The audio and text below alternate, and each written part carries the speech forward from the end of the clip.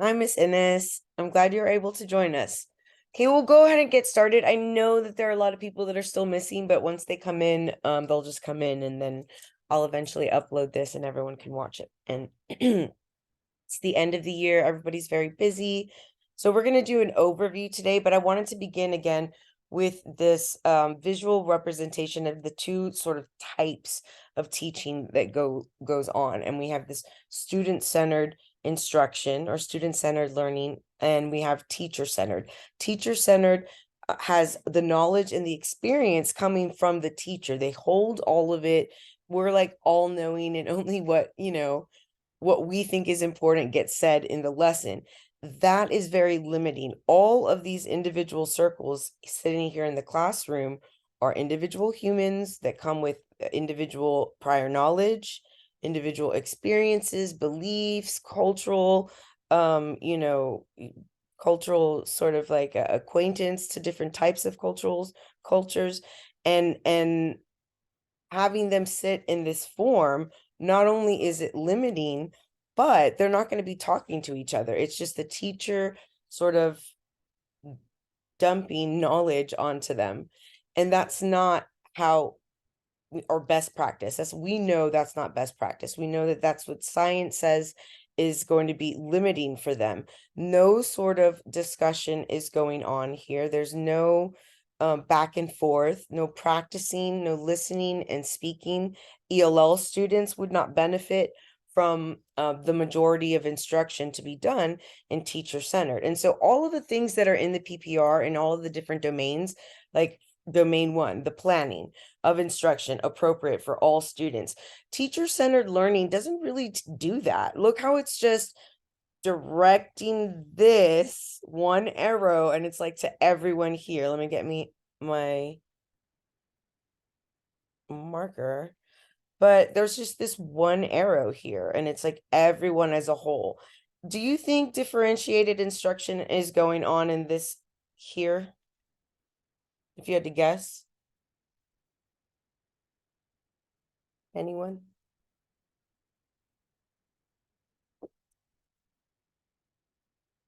Probably not.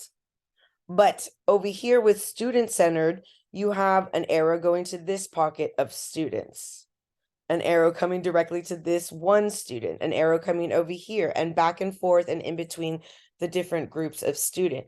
Listening and speaking skills, practicing of oral language, practicing talking about content-specific stuff, valuing what each individual group has to bring to the table, individuals and collaborating with others. So student-centered instruction takes into account all of the things that UDL does, which is why it's my favorite lesson planning, because we are thinking about not just the one huge group and how we're going to dump the knowledge onto them, but how are we going to make the knowledge concepts that we have resonate within each individual student. They are all incredibly difficult and not difficult, different and diverse. And so that differentiation is very important. Differentiation of instruction for our students, so that learning takes place. Okay, so we're going to do, let me see if it's here. Let me just change the title to this because I found it and made it my own.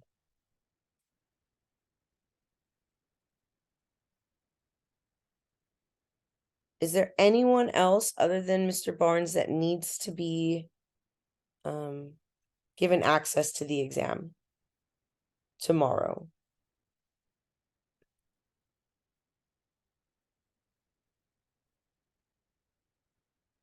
Okay.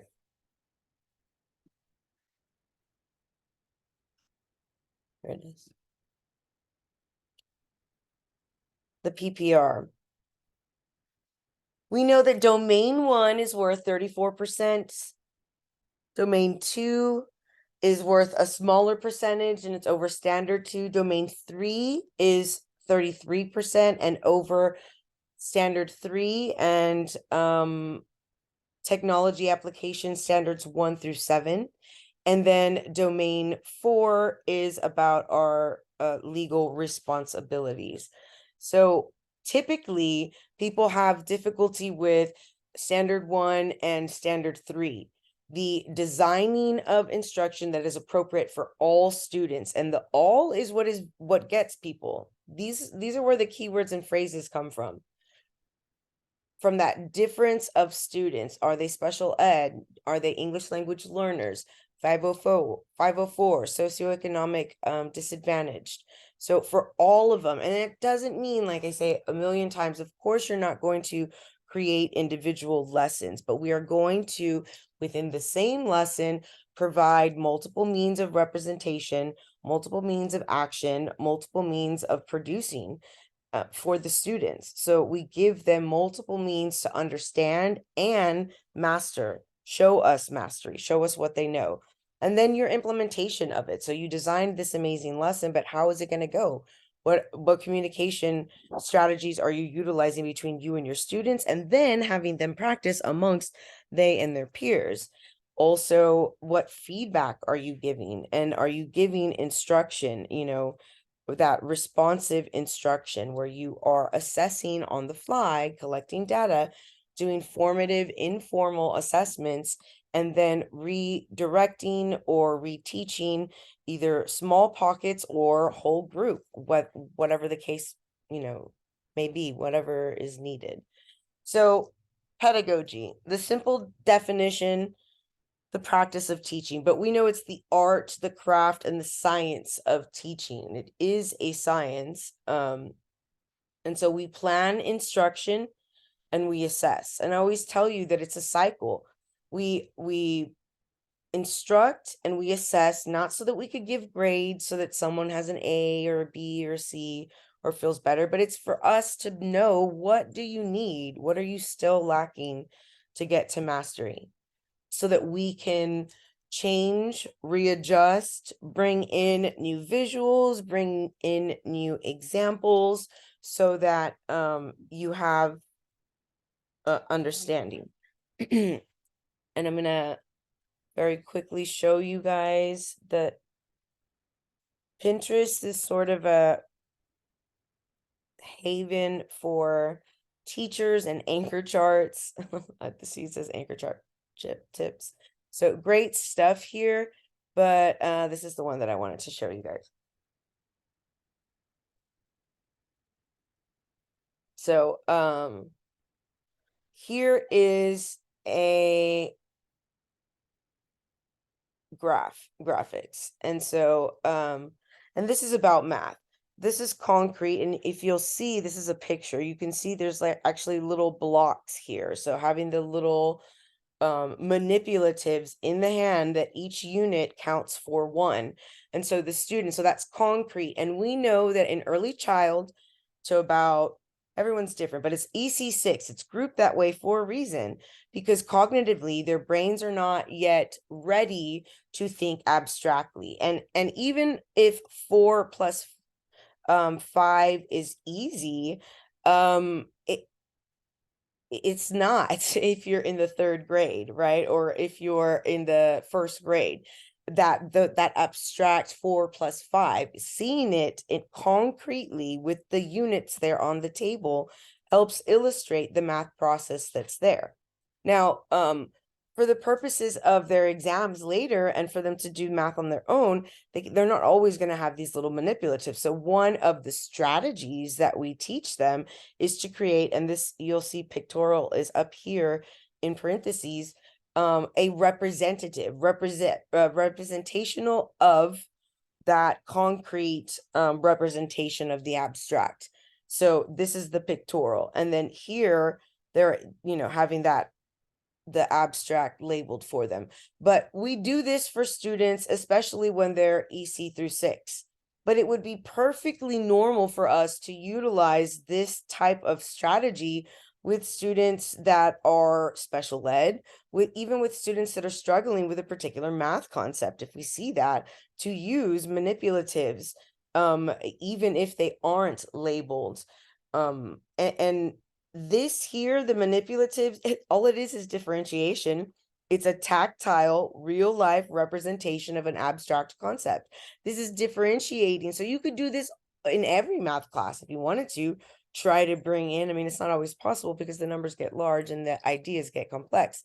But my point is that best practice is to try to find as many ways to get all of the students to be representative, that you're differentiating, that you're providing for concrete learners. Even if your students are already able to think abstractly, let's say they're in middle school, why wouldn't you still utilize concrete representation, real life representation, manipulatives to help illustrate? Remember, illustrate and show just means you are showing another example, an excellent example. And if they're able to then utilize that concrete to visually represent on their own for the purposes of, like, let's say their STAR exam, then you want them to do that. And you have to provide opportunities for practice. And that's what this is about. Student assessment and differentiating for our students. So test taking tips before we begin. Actually, guys, give me 2 seconds. I'm going to go grab a water and I'll be right back. But you can read these to yourselves. We go over them. I say them all the time before, but so you guys read them to yourself. I'll be right back.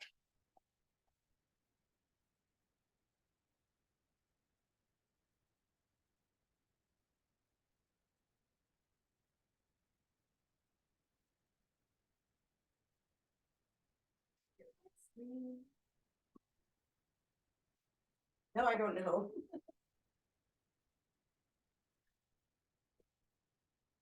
Okay, so mindfully read the questions, identify the goal in the scenario and any keywords and phrases. Remember that the devil is in the details, guys. The details are the keywords and phrases. So standard 1 is all about you designing instruction appropriate for all students. It's in the all students that they're going to get you in those details, in all of the ways that our students are diverse, and the ways that we need to best practice support them during instruction, before, during, and after instruction.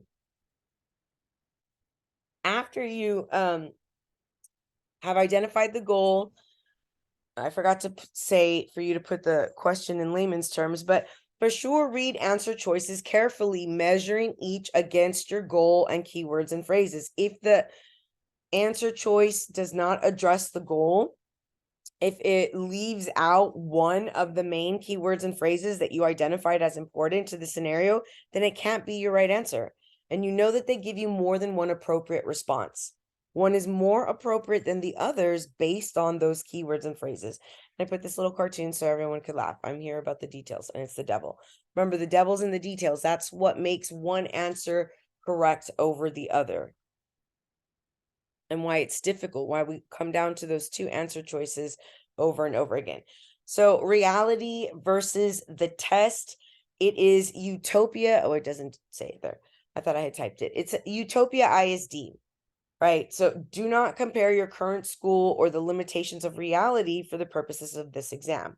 So you're going to think high ranking socioeconomic status, like all of the resources are there, all of the support is there. Everything is Utopia ISD, Utopia High School, Utopia Middle School, and think not the norm, not reality. It's theoretical.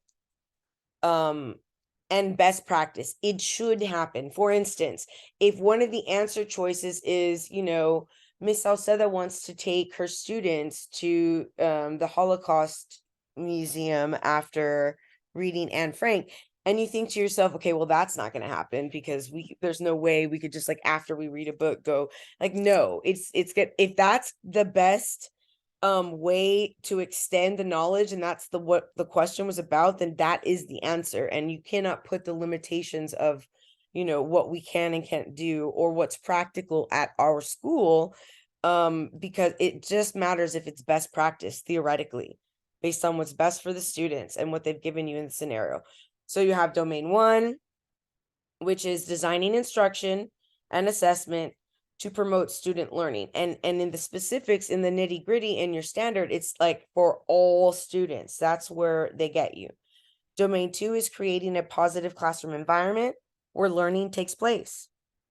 where students are safe and where they can achieve, your high expectations. Domain 3 is implementing that effective and responsive instruction and assessment, timely feedback.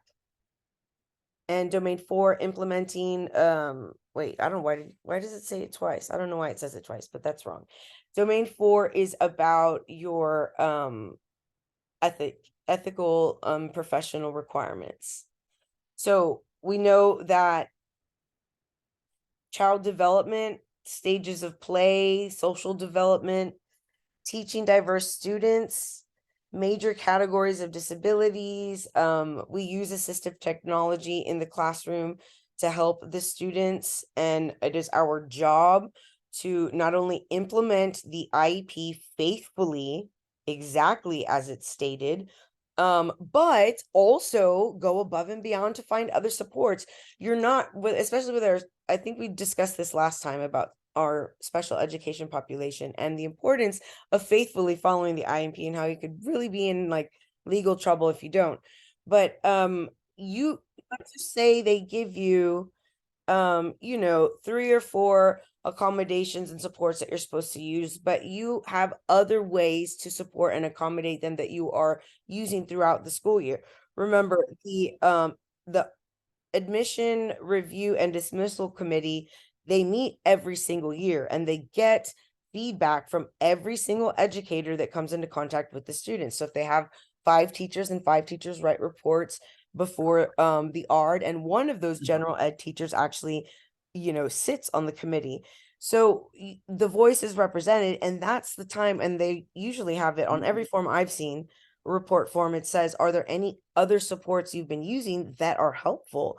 And so, yeah, if you're using like extra time or more visuals, more examples, then you would put those things there and they would be taken into consideration to be added to the IEP. But it's our job to think about those students' needs, not only to make sure that we're implementing things that are in the IEP, but that we're thinking of and searching for other ways to support our students, the students. Planning, instruction, and assessment, learning goal, learning objective, types of assessments that there are, formative, summative. We know that for the bulk of our job, it's formative assessments that we use. They help form or drive our instruction. They can be informal and they can be formal, but we're constantly supposed to be collecting data, not just one assessment, one quiz every week just to get it in the grade book. That's not what is supposed to be happening. We're supposed to be a formative assessment could be a question that I ask maybe like 15 minutes into the group work of the students, and they write down, and I'm checking markers for understanding throughout the lesson to make sure that they are going to achieve the learning objective, to make sure that we're achieving and practicing the language objectives. So let's just review Piaget's cognitive development. So for the purposes of our teaching, right, we have here 2 to 7 years old, symbolic thinking, imagination and intuition are strong, but complex abstract thoughts are still difficult. So especially through here. And then 7 through 11, still concepts are attached to concrete situations, concrete real world. Time, space, and quantity are understood and can be applied, but not as independent concepts. Still, that abstraction is not fully formed. And as I said before, guys, it's not exact. It's not like on their 11th birthday, they're formal operational now, and they can, think, theorize, and be theoretical and abstract and logic and reasoning. Like, it's a slow progression, and everyone is on a different continuum and a different development.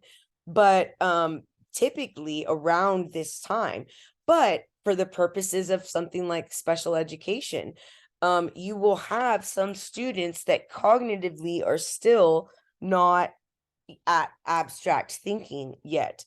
And so you will have to bring in more concrete instructional models right? Some real world doing things using manipulatives so that you can illustrate those abstract concepts. Just going to review some theories. Main theory this test is about, apparently, constructivist. So students are responsible for their education. Not that they're responsible, but they should be. Like, it is their learning experience, and it should be a happy and safe and stress-free experience. I was talking to a couple of teachers this week, or maybe it was last week. In any event, the STAR test has got to go because the students are way stressed out. I've seen students vomit, and other students have just had like little meltdowns during the exams, and or felt ill during the weeks of testing, and it's a lot, and doesn't really measure much. So anyway, students know what's best. Students know what's best for them. They do what speaks to them and what they need. They really do. They just need to know how to understand it and to ask the right questions and to be able to verbalize when they need support or when they need clarification. But including them and practicing, if we never include and practice them, then how are they going to ever know to like ask and to be involved in it? And so beginning early and teaching agency and getting them involved, very, very important. So let's take a look at some domain 1 practice questions. And these are the ones I told you guys I hadn't seen them before. So they're new to me as well. And let's see if we can use our strategies on it. Miss Ennis, would you like to read number 8 for me? Can you have someone else to do it for me real quick? I'm sorry. No, not at all, not at all. I'll do it. I was Thank you. just being lazy. No, it's because I've been talking all day long. To ensure that an end of unit assessment accurately measures what first grade students have learned, a teacher should include which of the following in the assessment process. Okay, so we're not going to just skip down to the answer choices. Keywords and phrases. What's important for us to note here? Remember, a special population, a particular time period, a time marker, age group or grade level. What's here that is important?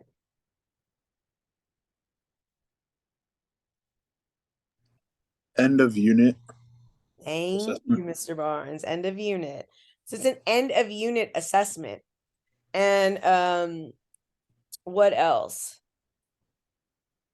First grade. First grade. So, and what is the goal here?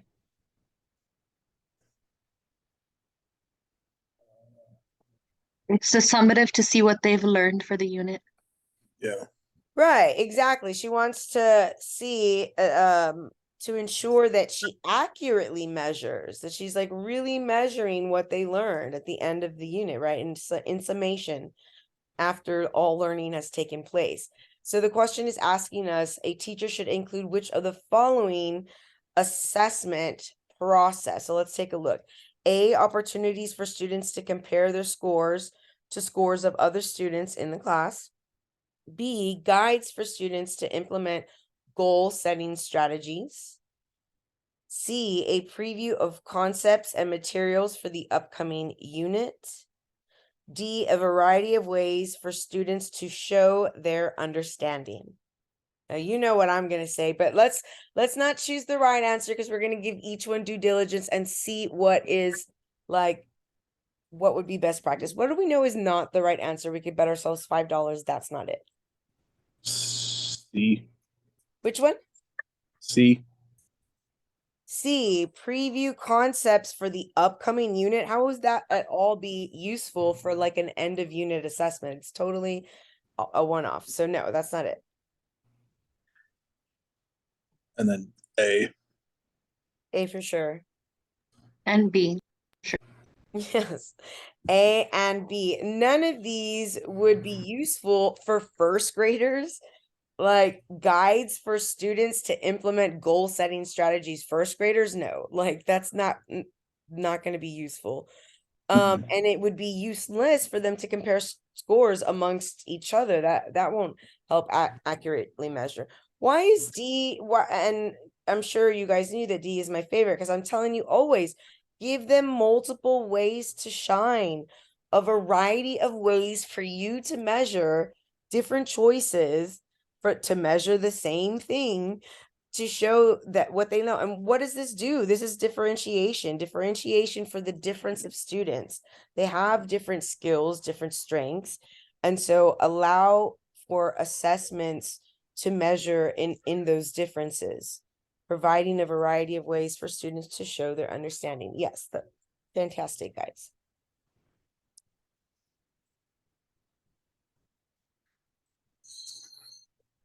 All right.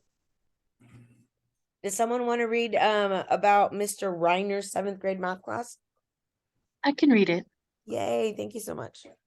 Many of Mr. Reiner's 7th grade math students did not complete a homework assignment. Students complained to Mr. Reiner that once they were home, they did not understand the problems they were assigned.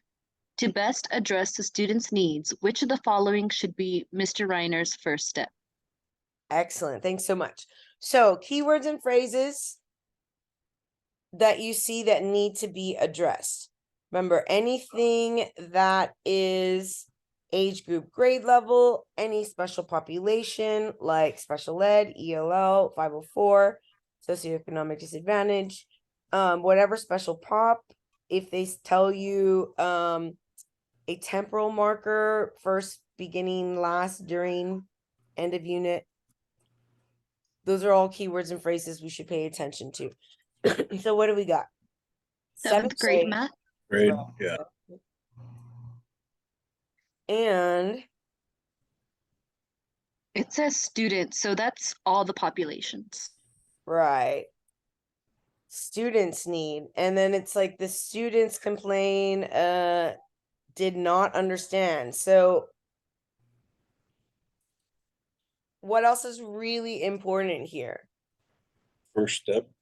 The first step. Yeah. So it's asking like, what should he do first to rectify this? The 7th grade teacher. And let's see what the answer choices are. Applying consequences to those who did not turn in homework. Reteaching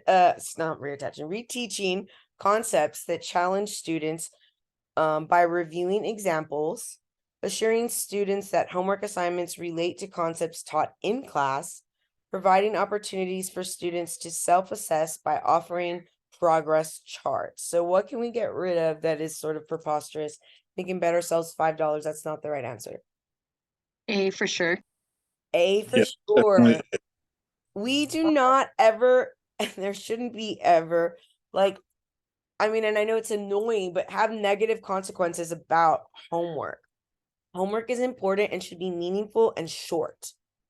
And it should be something that you practice so well that the student would have no difficulties doing on their own. It is a review of things and not an opportunity for them to self-teach a new concept or even if you haven't gone over it, because you're just going to come up with frustration, cognitive frustration that we all feel, which is completely normal and anyone would shut down. But we certainly don't want to have consequences or have this type of philosophy by just applying consequences and not taking the opportunity to address the real issue, which is that students don't understand. That's the issue.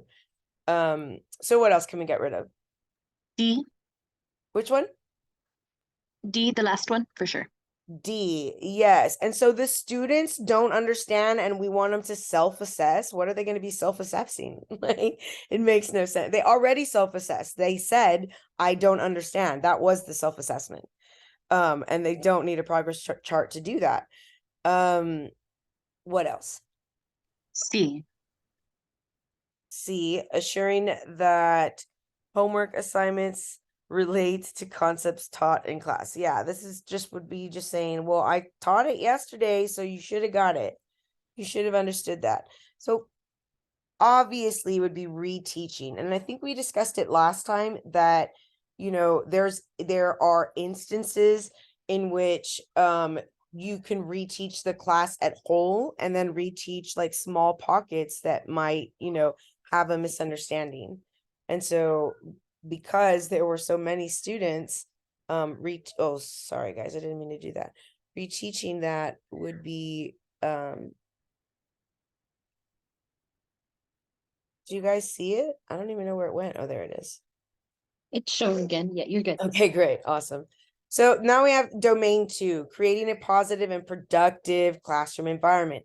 You cannot, even if you have the best lesson plan, and you are also the best instructor, best at implementing, executing the lesson, but the classroom environment and the climate is negative, unsafe, then no learning is going to take place for anyone, not even those that are academically high. If it's an uncomfortable, unsafe situation or overly stressful, then students' maximum potential cannot be reached. So creating that positive classroom environment that feels safe, that is comfortable, it's healthy. Remember, with classroom climate, you are the thermostat. You're modeling your consistent, behavior towards everyone, equity for all, high expectations for all students. So healthy environment for students to make mistakes, creating a culture of high expectations where students always feel that they are capable of learning and that they're important. Students have to feel like, that they matter. If they don't, they cannot. So, and then classroom management, behavior, not just behavior theories, but the classroom routines and procedures that we utilize in order to minimize chaos, in order to maximize structure. Students need structure, and especially our ELL students, they have to have the least amount of not distraction, but like stress. If I don't know where something goes or what to do, what comes next, then that adds added stress in already a stressful situation where I'm actively acquiring a second language and also learning content specific stuff. So having those routines and procedures allows maximizing of relaxation first and maximizing of instruction for sure. Let's take a look at some practice questions for domain 2. Can someone read these for me? I have no idea about the numbering, by the way. These were just already on there. Okay, I'll do number 18, right? Yes, thank you, Miss Ennis. A teacher gives the class an assignment and describes the proper procedures for gathering the necessary supplies and for returning the supplies to their proper place after using them. A primary purpose of describing this procedure is to. Excellent. So let's take a look at, you want to tell me any keywords and phrases you spotted during that reading? The class gathering. So this looks like it's more of a step-by-step. So she's giving them a proper procedure Procedures. So it's procedural. for gathering necessary supplies, returning the supplies Right. to their proper place. So this is more of an organization or organizing routine for them.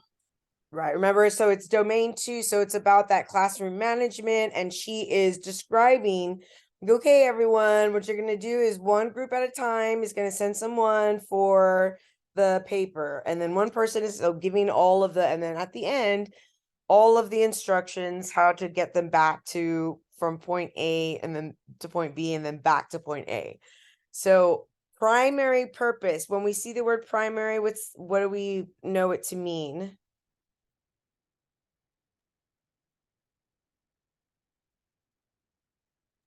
Like In layman's terms, what does that mean? Primary. first, like that's the main goal, main thing. The main reason. What's the main reason she's saying that? Try to always put the answer, not the answer, the question in layman's terms. Like, because they're going to give you fancy pedagogical vernacular, vocabulary, right? And if we can say it in normal words, basic English, what they're asking of us, it's sort of easier. And all they're asking is what's the main reason that she's describing the procedures to her class. And then we're gonna extend this question a little bit because I think it's an easy question. They could have made it a little bit more challenging. We're gonna discuss how in a second. So let's take a look at the answer choices. We have A, establish high expectations for the students. B, develop students' higher order thinking skills. C, promote students' organizational skills. Shout out to Miss Ennis for calling it like she saw it. D, providing opportunities for student socialization. So what can we get rid of and bet ourselves $5 pretty confidently that it's not the main reason that she's doing this? B. B, it's certainly not developing higher order thinking skills. There's nothing here. They're not synthesizing or creating. This is like the lower order thinking skills, right? Procedural type things. So no, that's not it. A as well. A as well. Nothing about expectations, although she probably does expect them to get it back. That's not the main reason why she's doing this for the students. And D. And D. Yeah, certainly not D either. She doesn't probably would like to minimize socialization as they're doing this. And it's to promote their organization skills. And you called it, and this is about domain 2. But if this was a different question, like let's say a domain 1 type question, and you had a group of fifth graders, and 4 of them were ELLs, and 3 of them were special ed students with learning disabilities, what would be a like secondary step that you would have to do for the students? Because she verbalized it, she said it audio wise. What else would you want to do for our special populations to make sure that they don't forget? What are the steps? Visuals. Visuals and or something written, depending on what age level. Mhm. You maybe put it up on the board, the steps. Okay, this is what we're gonna do, and this is how you put it back. So this is fine on a surface level, but if we know if we have special populations and we do want for them to be good at procedures, and there are several steps, that putting things in writings and providing visuals for them is going to be important to at least to get them in the beginning to learn the basics of the procedures and to get into the routine till it's familiar. So we have at the beginning of a school year, an elementary school teacher wants to establish clear school procedures. To best achieve the goal, the teacher should have students. Okay, so what keywords and phrases do you guys see? Beginning of the school year. Beginning, anytime they give you a time period or first, second, third, before this happens, during this, it's important. So this is at the beginning of the school year. And we have what grade level? Elementary. Elementary. And her goal is, To establish school procedures. right, clear school procedures, right? She wants to establish clear school procedures. And then best achieve, and whenever they say best or most, it's likely they've given us more than one like reasonable response. So we want to in order to achieve this goal, the teacher needs to have students, should have students do what? Practice the school procedures, create a personal copy of the school procedures, memorize the school procedures, write about the importance of school procedures. So, okay, what do we think about these answer choices? They've given us a few good ones, a few bad ones. At the Are you asking beginning It's of C. to get rid of? yes, to get rid of. Yeah, C is one of those. Yeah. And they're elementary kids. They're not going to memorize all of the school's procedures. Right. They're not going to do that. Same thing with D. That's more higher order. Right. And they're elementary. And then is this going to help them? She wants to establish clear school procedures. Just writing about them, I don't think. And this is elementary. So yeah, D's certainly out. And Also then B, because they're gonna lose any copies that you give them. Exactly. elementary students, a personal copy. And then what? They're just going to read it and know how to do the procedures? And No, it's just going to be stuck in their backpack for them to probably never see again until the end of the school year. probably until their parents clean it out with some other Exactly. stuff. So practicing, guys, practice makes perfect. Doing it every day and having these procedures and routines become part of the structure and become second nature. And so certainly to best achieve the goal would be to practice the school procedures, to review them and to practice them daily. All right, domain 3, it gives people just as much difficulty as domain 1, and it's worth almost as much as well. It says 31, but that's not correct. It's worth 33% of the exam. It's 34% and 33. Domain 1 is 34, domain 3, 33. So effective communication, extending the wait time for your students, your ELL students, but it's literally best practice for everyone. Remember that I say ELL strategies are literally best practices for everyone. Utilizing visuals, providing real world and concrete examples, extending wait time, doing more vocabulary instruction, academic specific for sure, but even other. So skilled questioning, the types of questions that you ask your students during different times of the lesson, so that you are checking for understanding, so that you're seeing if they are understanding the content during instruction, and if they are in fact achieving mastery. Motivational strategies that you use, and more information about ELPS strategies, the implementation of responsive teaching. What are you doing during instruction? What strategies are you utilizing in order to actively support the acquisition of the language in the content area, but language as a whole? Utilizing technology, the basics, and understanding that technology is meant to be an extension of a student's learning. So I thought it was really cool. I visited today a health science classroom, and actually it was really interesting because there was kind of a scandal. I'll tell you at the end of class. But the other health science teacher next door got fired for just ridiculous reasons. I just can't even believe it. So we'll discuss that when we get to domain 4, and it's about ethical responsibility. But he did this lesson about nutrition, because that was one of the balanced diet, balanced meals, and about pizza. And so they were talking about pizza, and they actually made a pizza and they had it in the oven, and they made a balanced pizza that had all of the requirements, and it met all the requirements, and talked about how you didn't have to have fruit on it, you could have it on the side.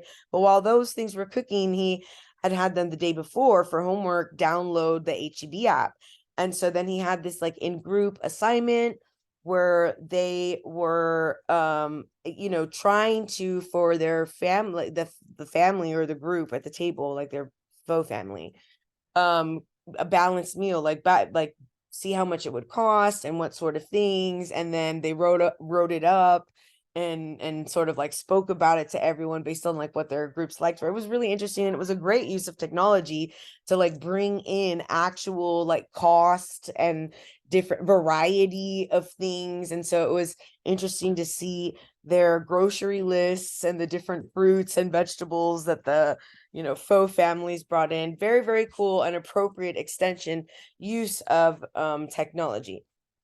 So some school districts though might not allow that, because I don't know if HEB app is an approved app supposed to be used, but each district is different, and they have a different acceptable use policy, what is acceptable within. But I thought it was fabulous. And then assessment, that effective feedback, you not just saying well done, good job, but really every time you give feedback, it's supposed to be poignant and meaningful. So even if it's positive feedback, make it be specific and meaningful so that it is also instructional. What did I do well specifically? What am I doing well specifically? And then on the other end, of course, that feedback that is timely and effective, where you are instructing the student and supporting their need in a responsive way.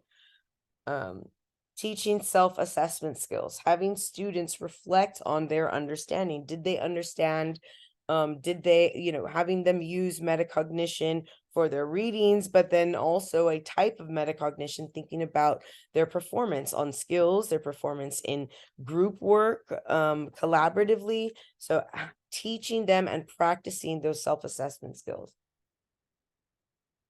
Speaking about how that going over the procedures was not a higher order thinking skills. We have here Bloom's taxonomy, and this is the correct version, right? The updated, where creation or synthesis is the highest form. So producing something new, because that means that you had to have like understood it, applied all these different things, analyzed, evaluated what was good and what wasn't, and then came up with what was yours. Designing, assembling, constructing, conjecture, developing, formulating, authoring, or investigating. So those sort of actions are going to be the highest level of critical thinking skills.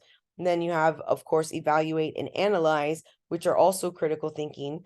And then at the bottom, you have remember. So going over procedures and remembering how to put things back, that's like the not at all the highest, right?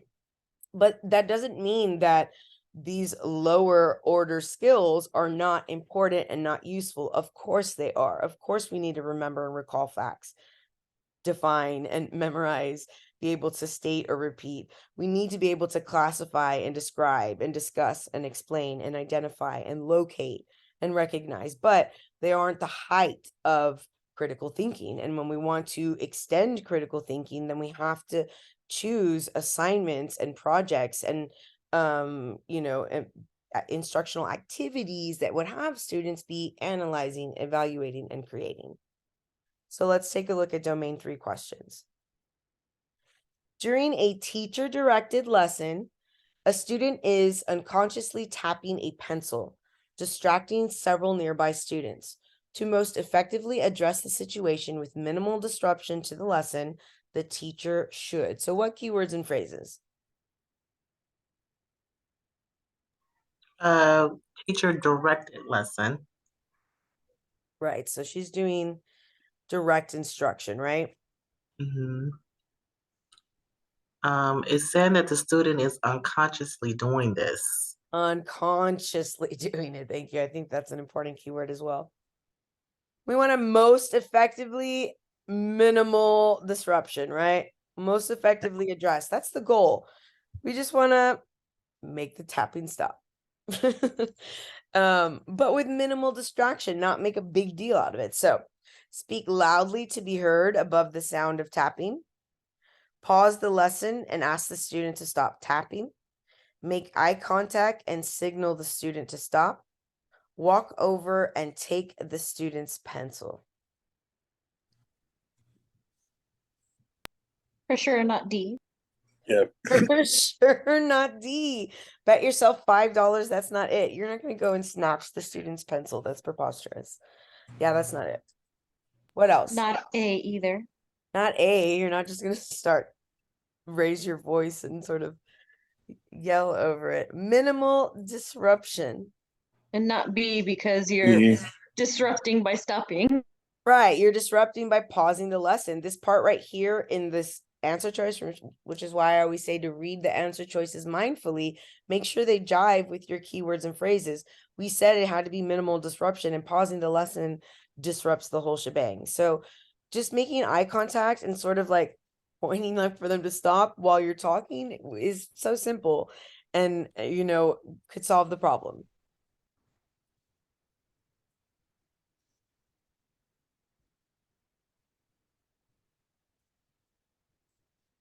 So we have a teacher is planning a lesson that integrates the use of the internet at school. But some students do not have parental permission to access the internet. Which of the following should the teacher do to best accommodate the students? Ooh, okay, so this does happen sometimes. What keywords and phrases do we have?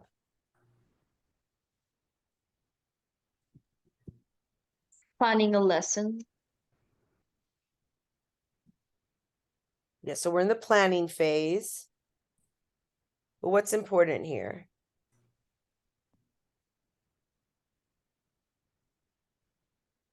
The fact that we have to use the internet. Integrating Use it. of internet and do not have parental permission, right? So we are looking for a way to accommodate students. How can we allow the students to do the lesson when we're in the planning stage?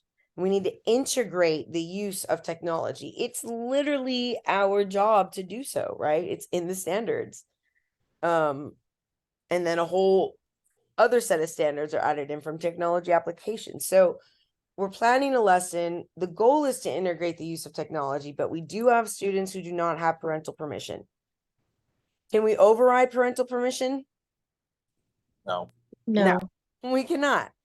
So we need to look for a way to accommodate the students. So open the internet page for the students so they can read along with the rest of the class. Allow the students to practice computer skills by using other computer programs without accessing the internet.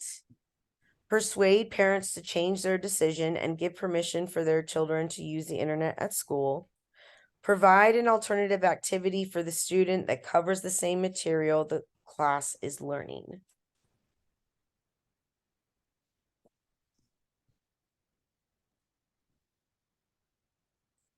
For sure not B, because the lesson isn't about the computer.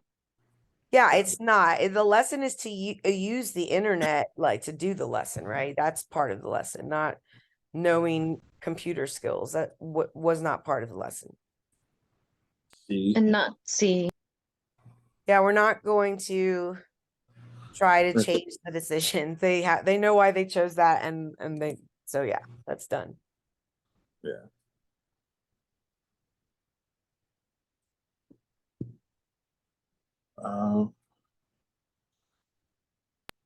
I would say not A.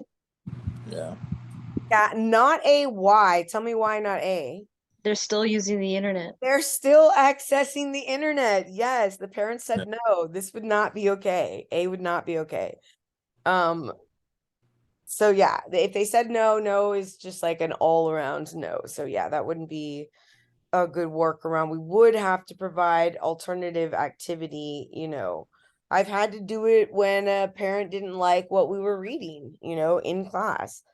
And so they didn't want their student to read that particular novel, and so there had to be a different, they went through the principal, and I had to do a totally different novel, with one student, and provide alternative assignments for that one student. So and I did. So regardless of what the Governor Abbott said, parents have a lot of choice and say right now as far as student and curriculum is concerned right now. Parent choices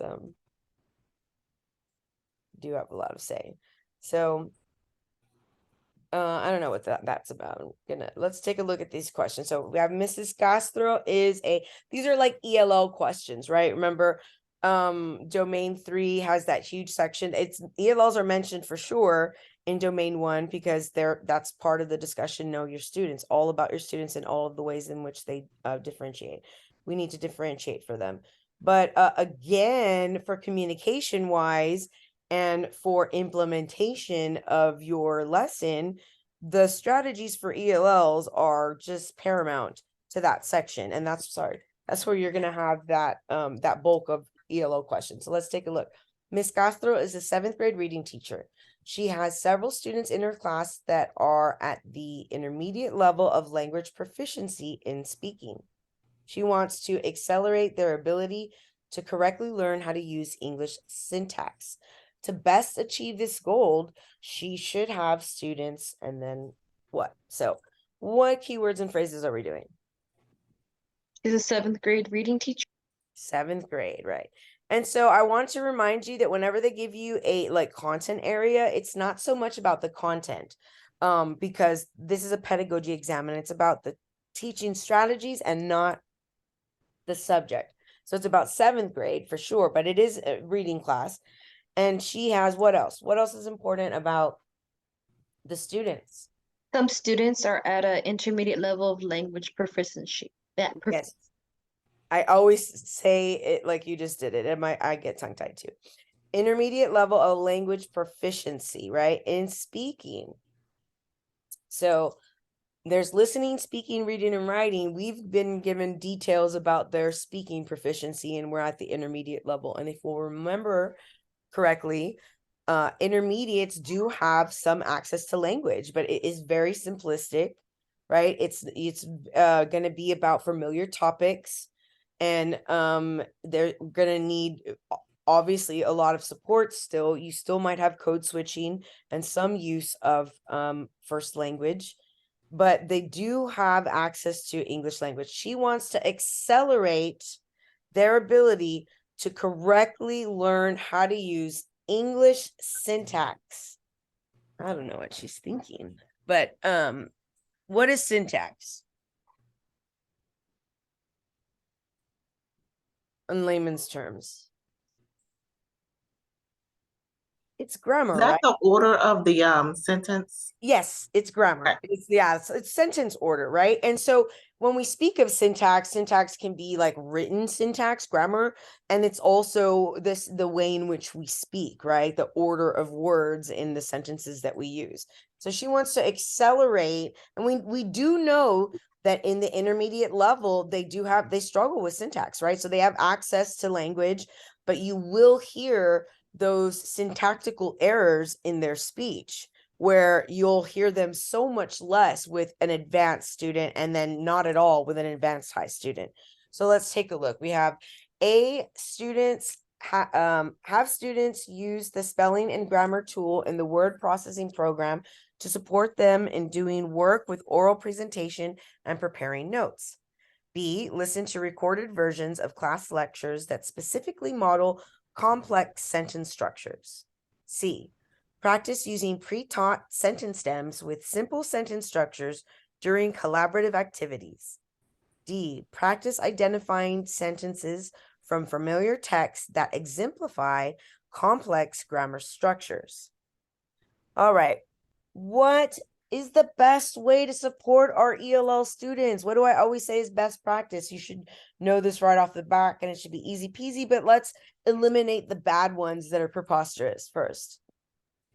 A. For sure. What? We're going to just say, here, have at it. Figure out what you're going to say so you can learn to speak better on this word processing program. No, that's not going to do it. Not B, because they're not practicing. Not B, they're just listening, right? They're just listening, and then class lectures that specifically model complex sentence structures. Like that's just listening, and we want them to practice utilizing the language, right? Not just listen to it. So C, using pre-taught, so that's what else? For sure C, because it's pre-taught and it's not helping them grow. It's just building up what they already know.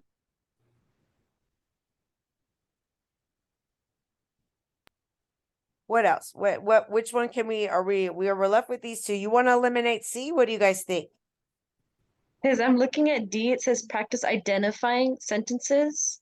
So that is seeing correct English syntax and I guess complex. So it's trying to get them to advance. Right. And it is with a familiar text, right? So pre-taught and familiar text to me are the same. That's confusing me. Right. Pre-taught and these look like but one has them only identifying them here, and one has them practicing using with collaborative people. Remember, using sentence stems are great, not just for writing, guys, but also for speech activities, especially with our intermediate students. So let's say that we read something together and I give them sentence stems to talk about it. They put together what they're going to say utilizing the sentence stems, and then get together collaboratively and practice utilizing more complex sentences that they were, what's that sentence, simple sentence structures. But utilizing them correctly learn syntax. So we got to start with the simple, right? If they're intermediate, would we be using complex grammar with intermediate levels yet? No, not yet. Oh, Yeah, I Also, think maybe C is the better answer based on the keywords and phrases that we have. And we want them to be better. They're at speaking and we want them to get better at that. So these collaborative activities would best allow for our intermediates to gain confidence and competency correctly using at least basic syntax. and that's the collaborative activities would be them mixed with others at a higher level than they are. Right. Listening and speaking. Right. So do we see why D wouldn't be the best answer? Yes. yeah, yes, because of the complex part of it. Right. So using pre-taught sentence stems is appropriate for intermediate. Listening and speaking. Even for beginners, when you're barely teaching them, when they're beginner and getting ready, teetering to intermediate. So here we have Miss Jimenez is an 11th grade teacher who services students at several levels of English language proficiency. Before teaching new vocabulary, Miss Jimenez gives students a survey in which students can evaluate their current level of understanding of a list of content-based vocabulary. For each word, they must decide if they lack familiarity with it, understand it, or are able to explain it to others. The primary benefit of this method of instruction is that it encourages students to, so let's look at keywords and phrases. 11th grade. 11th grade. Students at several levels of English language proficiency. Right. Several levels of ELL. So we might have beginner, intermediate, advanced, high. Who knows? So what else? I would say before teaching, so he knows Before this. the teaching. This happens before. She does it like before teaching. We typically do like a pre-assessment, right? Or we give prior knowledge. This is before teaching. We have practices that we do before, during, and after. Before the new vocabulary, she gives students a survey in which they can evaluate. So just like a list of words that they're going to go over, and then where they could, circle, I don't know it, I understand it, or I know it, where I can explain it to someone else. That's why I always want for you guys to try to explain the concepts that we go over to other people. Just in, it might seem weird, but like to your partner, your boyfriend, girlfriend, sister, brother, mother, child, say, did you know what metacognition is? It's when you think about your thinking or like reflect on it. Do I understand that? Because if you can explain it to someone, then you'll be able to identify it and you know it on another level. And so she is having them assess their familiarity with, or lack thereof, with the words she's before teaching them. And what do we, primary benefit, what does that mean in layman's terms? The main benefit. It's the main benefit of this instruction of pre-assessing them before vocabulary on their familiarity.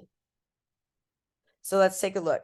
To assess their own knowledge, to create mental analogies, to use decision-making skills, or to employ nonverbal cues. What can we eliminate because we know it's not the right answer and we can bet ourselves $5? C. D. Say that again. D, the last one. D. They're not, no, this is not employing nonverbal cues. No. C as well. C. Yeah. C and The B survey. are out as well. And that's missing an S. This is asses. I didn't type that either. To assess their knowledge. before even going in. And that's a you know, a great way to sort of like prime their brains and get them just to start thinking about what the words mean. And it's 11th grade, so they you know, should at this point, even though they have all different levels of English proficiency, have familiarity with self-assessment, but getting them into the habit of you know, reflecting on their understanding. As A is the answer, is this helps students be able to assess their own knowledge of new vocabulary, and it allows teachers to see their comfort level. Where are they at? Han Yi is a 3rd grade English language learner. During a read aloud of a grade level text, he understands most of the main points and supporting details. He still relies on illustrations and some language support to create meaning. Young Hee is most likely at which level for English language in listening proficiency? Ooh, lots of keywords and phrases. What is important and what do we need to pay attention to?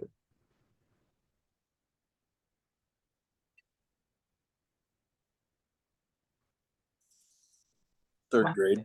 3rd grade. He's ELL. Right.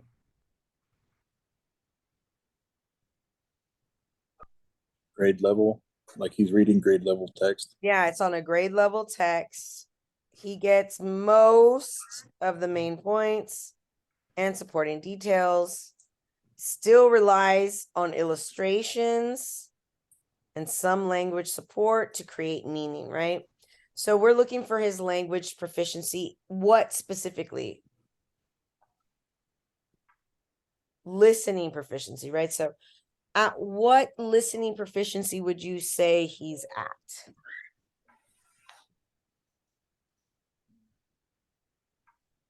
Will it be intermediate because he still relies on illustrations? I would say so. I would say intermediate because of the relying on illustration and the language support to help create meaning. You know, Because he's understanding the concept, but he still needs like that hand over hand help.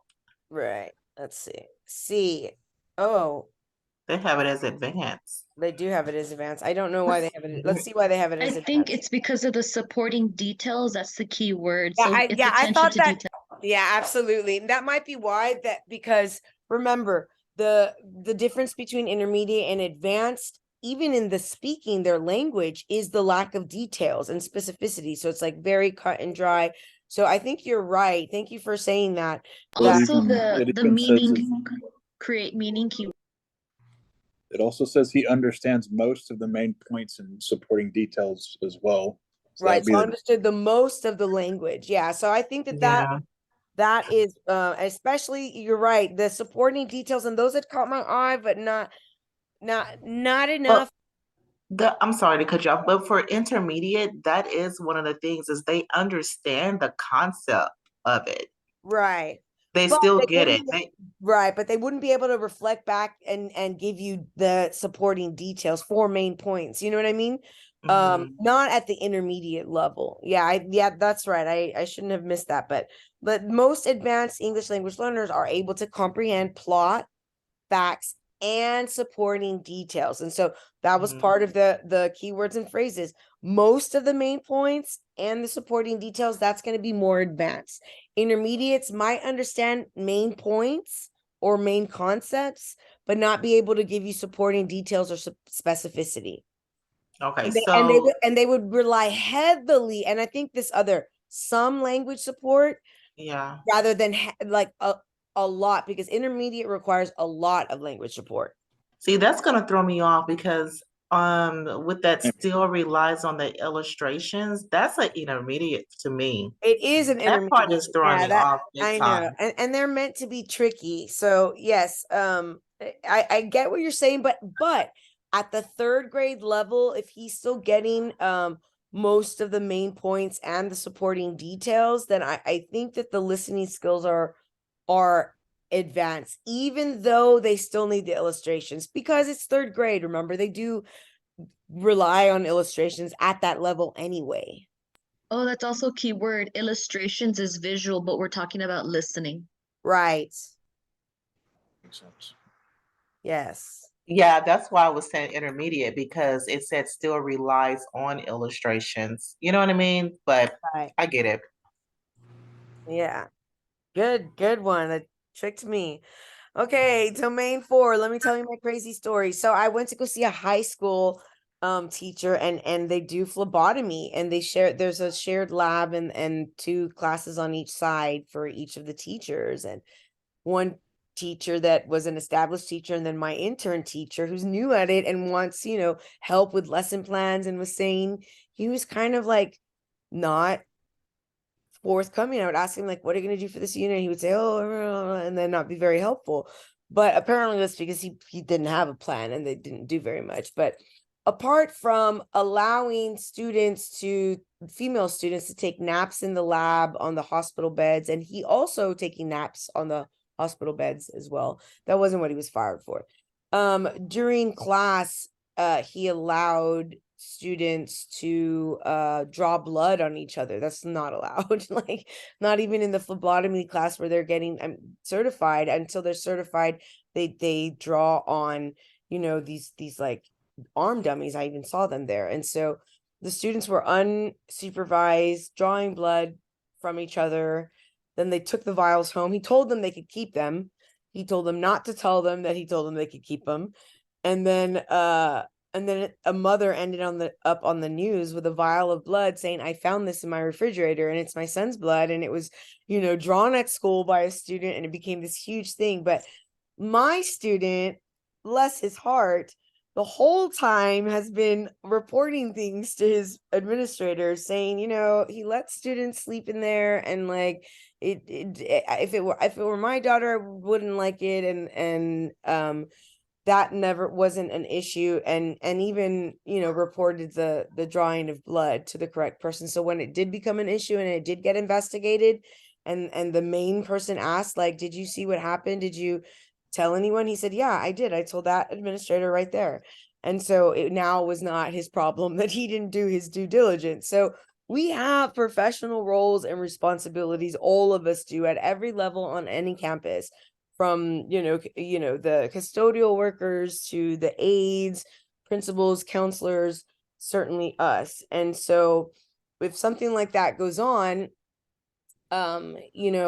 he followed through at every level of professionalism. First, sort of like voicing it to the teacher himself, saying, hey, this sort of like kind of feels weird with the girls in here. I came in here and there were girls napping. And he said, yeah, I let them do that. And he said, well, maybe we shouldn't do that. Tried to like talk to him first, and that's what you do as a professional. You give that professional courtesy to your colleagues. If there's an issue, if a parent comes to you on the playground and from another parent in another class and says, I'm really upset, Johnny told me that Miss Cardenas said this and such to them, and I'm really upset about it, and you do not disparage the teacher or continue talking. You want to direct that parent to allow your colleague the chance to rectify it. You're not the teacher, you don't even know what went on. You wouldn't speak on it, you wouldn't go speak to the principal about it, you wouldn't say, oh man, that's terrible, they shouldn't have done that. You have no idea what went on. You would say, I understand that you're upset, but Miss Cardenas I'm sure would love the opportunity to rectify it. I know that she wouldn't would want to hear about this. So let me get you her email, or one way or the other. So he tried to rectify it or bring up his concerns on a professional level with his colleague, and that didn't work, and then reported it to his admin, and for a while it kind of didn't work until a parent found blood in their refrigerator, and then all bets were off. But he would have been in trouble had he kept that to himself and not said anything, and said, like, oh, I don't want to go tell my principal this. But like, if you feel like something weird is going on, even with a colleague, it is your job to report it to your supervisor. So family involvement. conducting effective conferences, appropriate communication with parents, you know, positive communication. We parents are partners.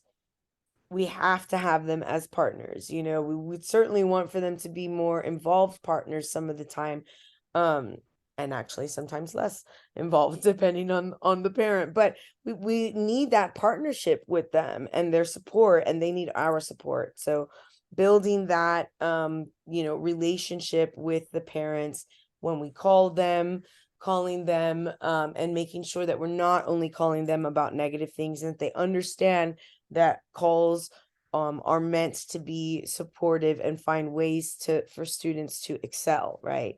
That's all any sort of correspondent is about getting together and coming for support for the students, academic, you know, prospering.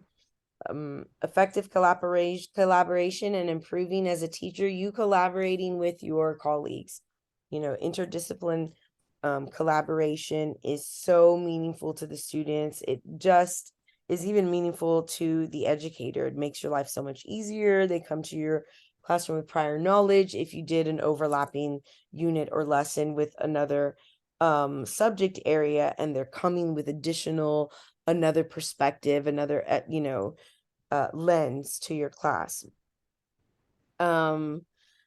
Reflection and self-assessment on your teaching practices. You do it yearly when you do your, you know, sort of yearly assessment, teacher assessment, the T-test, but you should be doing it sort of daily, you know, at the end of each class. I know I did, and it would be varying. Just because it was an amazing lesson doesn't mean that it went well with every single class. Might have bombed in some classes, to be honest with you, and I'd be like, man, I need to change it. And then mental note, this group requires something different, you know, and that reflection is key to making sure other lessons don't bomb and that meaningful instruction takes place. But we have to be constantly self-assessing our practices, our activities, our assessments, our communication style, all of it.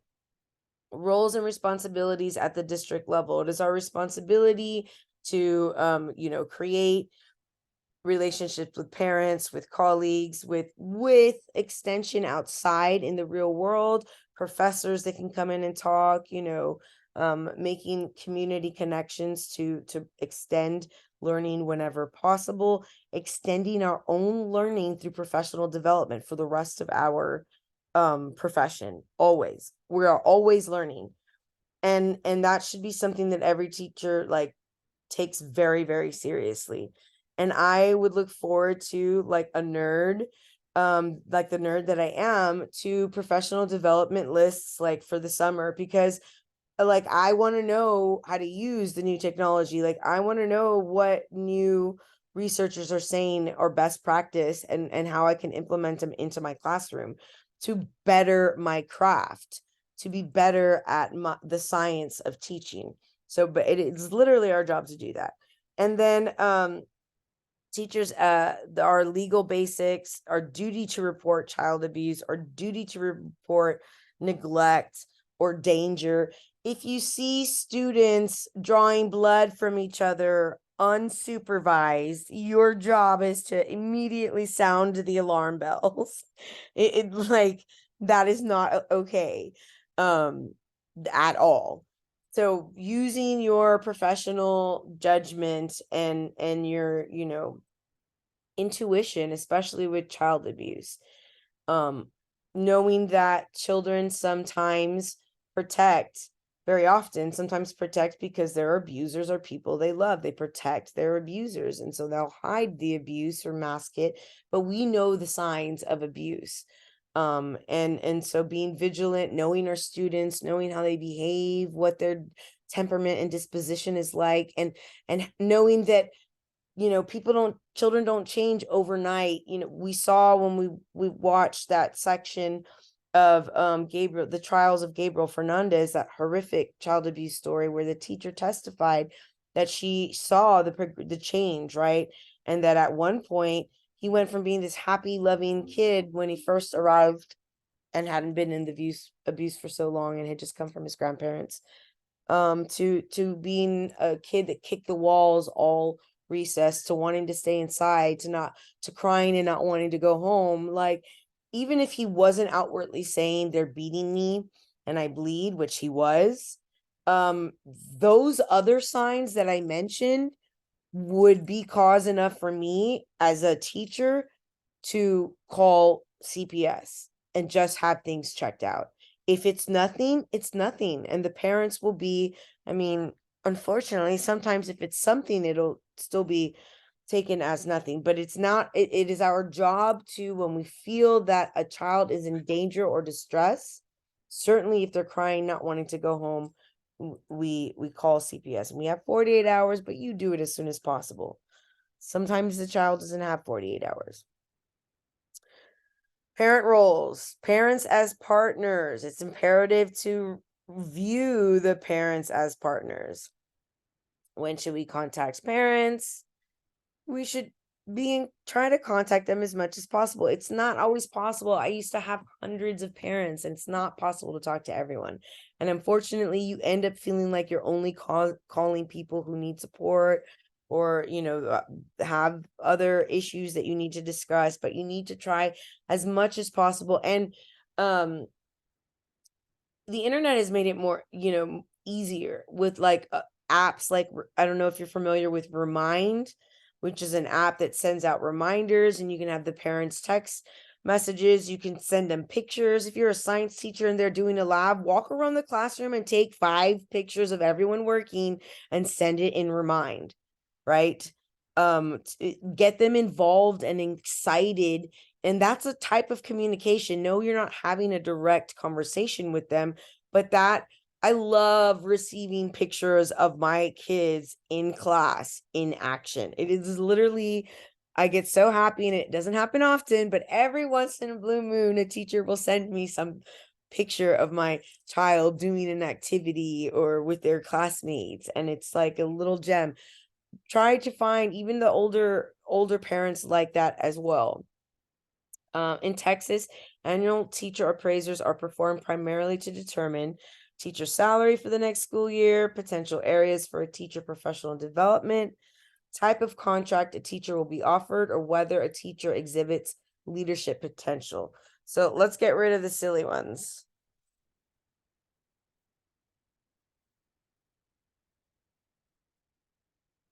Do we know what the correct answer is?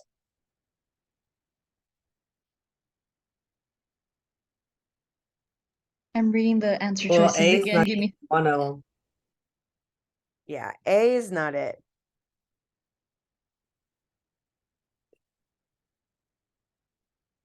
For sure, the answer is B, because it's Right. So it's B. It's not meant to be like, oh, you're going to get a decrease in pay, but it's meant to see like, what are you strong at and what are you, it's the same reason we assess. Like, so we know what areas of support you need. We assess to know what areas of support our students need. We get assessed so that we can see and reflect on our areas of need. Maybe our implementation, maybe we need better communication. Maybe our line of questioning and pacing is off. Those things can be denoted during a yearly appraisal, and we can come up with areas for improvement and to develop as a professional, I should say. Okay. At the conclusion of a parent-teacher conference about Bobby, the teacher and parents agree on a way to monitor how well she is doing on her behavior contract, which was written to reinforce the appropriate behaviors at school. By agreeing to and following the procedure, the teacher and parents demonstrate an understanding that. So what's important about this question? It's to track the progress of Bobby. So it's a behavior contract that the parent and the teacher have knowledge of. Right. So, and it's at the conclusion of the parent teacher. So at the end of it, the parent and teacher agree on a way to monitor, which was written. Okay, so By agreeing to follow the procedure, the teacher and parents demonstrate an understanding that behavior contracts are most effective means of building family support for a student. Communication on a daily basis is a critical part of a successful behavior contract. Purposeful family involvement in a student's education helps to promote positive behaviors. Active student participation regarding behavioral goals increases, I can't read what it says, attainment of the goals. So, excuse me, which one of these sort of demonstrates what the parents understand, parents and teachers understand?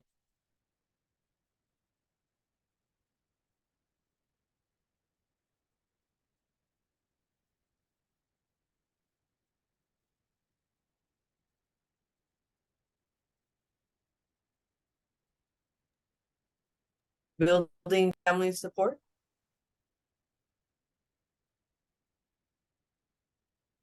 Let me see. I'm sorry, which one of these? So we have Well, they would understand that it's building family support. right, that it's building family support, the purposeful family involvement. It's not the most, behavioral contracts are not the most effective means of building family support for a student. That's not true. I was stuck between D and C because the student has to actively know where they're at, but also if there's no family involvement, the student wouldn't see that Well, there's a reason to behave. for sure, but this is at the conclusion and the student isn't even here in the scenario, right? So this is like by agreeing to follow the procedure, the parent, we're looking for a parent and teacher action / understanding. And this is more about the student and less about what is going on between teacher and parent. And this family purposeful family involvement, the purposeful family involvement is that they agreed to they came up with it together. They agreed together on how it was best to monitor that behavioral contract based on Because- both experience, that collaboration, that's parents as partners in action. Because the parents know their own child and the teacher knows their student at school, and there's two different. Exactly. And they have to be on the same page, and for the parents to know exactly how to monitor it as well so they can reinforce it as home. That purposeful family involvement promotes healthy positive behaviors because everyone's on the same page working together for the same goals.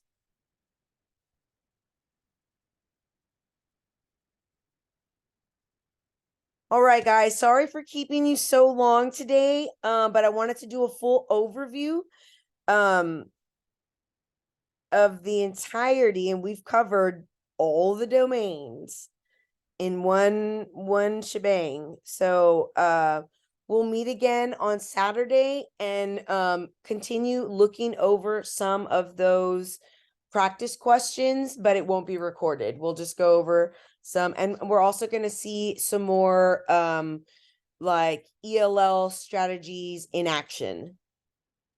For the Saturday one, we sign up under your webpage, correct? That's correct, on the Calendly.